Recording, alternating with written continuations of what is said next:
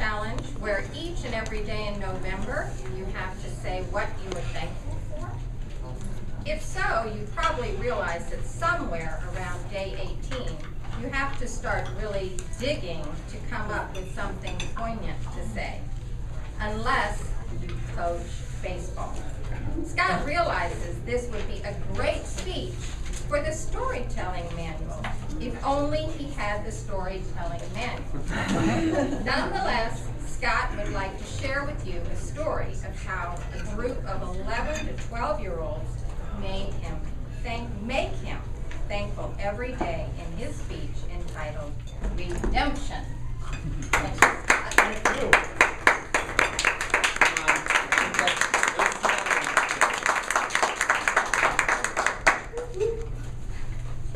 As you move through life, you are going to wish you had a second chance. You're going to wish you had that opportunity to go back, to do something over. Man, if only I had done it. Why didn't I? What was I thinking? That still gets me today. You don't have many second chances in life, unless we have a double elimination tournament. And just because we lose one game means we get a second chance. Now, you guys are 11 and 12 years old. This is the time in your life when you're going to start forging your path for how you respond to adversity. Are you going to be the one who rolls over and says, it just wasn't my time? Or are you going to be the one that digs deep, that takes winning to a new level, that is so engaged that you care more about doing well than you are afraid of failing? What you do today will send you on your path. Now, I'm not ready to go home. Are you ready to go home? No. Let's go, Pirates. All right. That was my pregame speech Tuesday. We were coming off a heinous performance on Saturday. We played 7 innings. 3 outs an inning. How many outs is that in a game? 21. We had 11 errors, 6 walks, and 3 hit batsmen. Do the math. We gave them 20 extra at bats. That's like a buy one, get one free sale on Good Friday, or Black Friday. Our defense was kind of like the colander at Thanksgiving. It stops the big stuff, but all the important stuff gets right through. We lost 9-7 to a team that shouldn't have been there in the first place. The only reason they won is they protested a rule violation for a kid who didn't play enough innings in the field before he batted. So even though they lost 26-3, they got to go in the winner's bracket. It happens to be the president of the league's president. And we know how much I love the president of the league. We then give them a game 9-7. And who do we get to play in the next round? The team that I had to give up before the season started because I didn't speak Spanish. Because I don't have kids and I wasn't qualified to coach.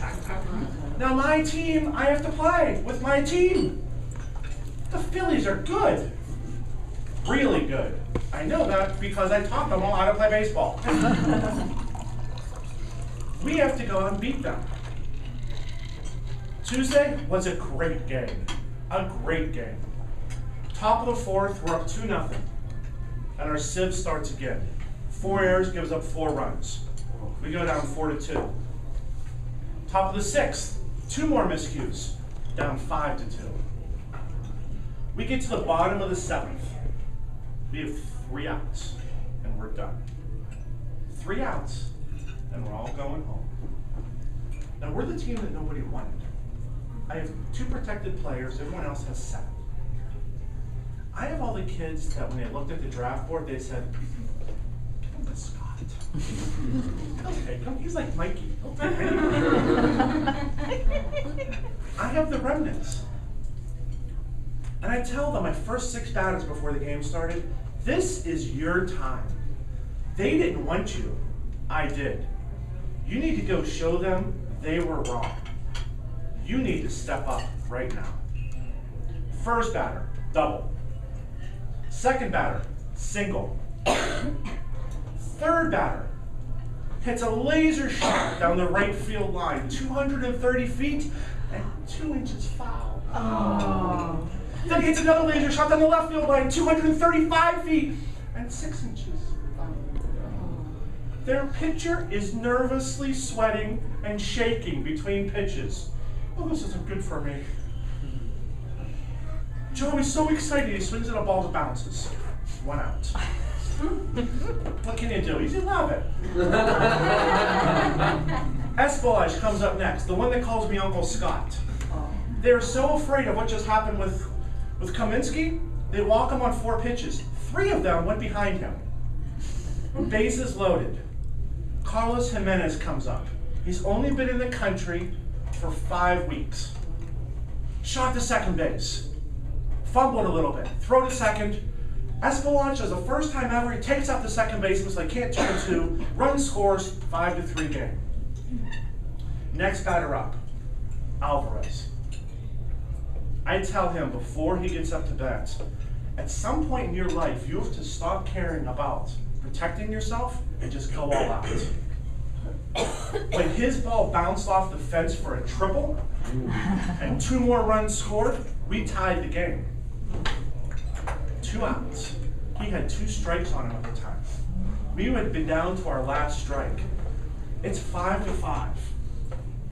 Their pitcher is so visibly shaking now, they have to pull him. Put somebody else in, hasn't pitched all day. Hasn't pitched all year. But he's a travel ball kid, so he has to do well. Every pitch is in the dirt. I tell Roberto, when you get up there, wag that bat as hard as you can and bail out. It's gonna be a wild pitch. Sure enough. Low, outside, way outside. Andy scores the winning run. We come back from 5-2 to win 6-5 and move on. You have never seen a celebration of 11 and 12-year-olds so excited in your life. Christmas came early to everybody. Everybody. Parents, coaches, coach, everybody. And after the game, I talked to everyone and said, this is a time for redemption. Now remember this message, everyone. Remember it today. At the end of the game, we had 2 outs. We had 2 strikes. We only had 1 chance left. But sometimes that 1 chance is all you need to win. If you play to the final out, to the final pitch, in the final inning of everything you do for the rest of your life, you're going to win vastly more than you're going to lose. So as you look back on your 12-year-old life and say, man, that was the turning point for my life, remember this moment. And now let's go beat those darn Angels on Friday night. Madam Toastmaster?